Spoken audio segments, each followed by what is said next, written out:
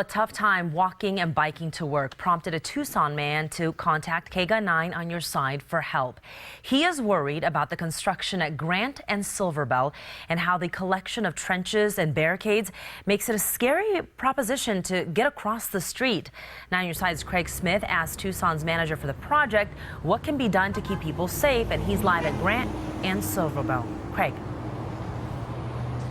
Well, as you say, here we are, Grant and Silverbell, a busy street at a very busy time of day, and you could see you had better be extra alert to walk or drive through here.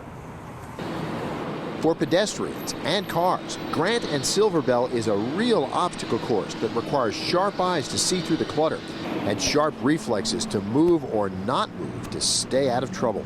Andrew Torres rides and walks through the area to get to work. He feels lucky he hasn't seen an accident or been in one.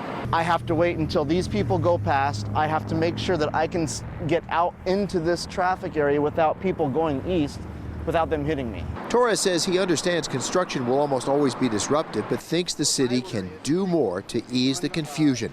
Silverbell project manager Joe Chase says the city is working to make crossing there safer and easier. I think we can increase signage even further. We'd recently added signs at the intersection.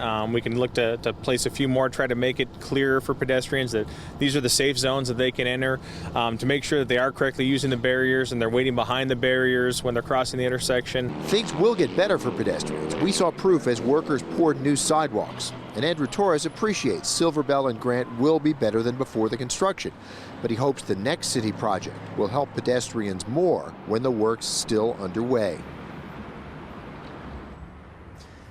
Now, part of Andrew Torres' complaint is the way the city tore up all four corners of this intersection.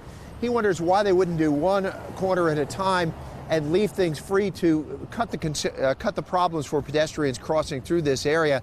Now, and part of that, too, is that there is no work on some of these intersections, these corners. Now, what the city tells us is they really do try to do one, maybe two corners at a time. But in this particular case, problems with contractors and problems with the weather did lead to disruption on all four of these corners.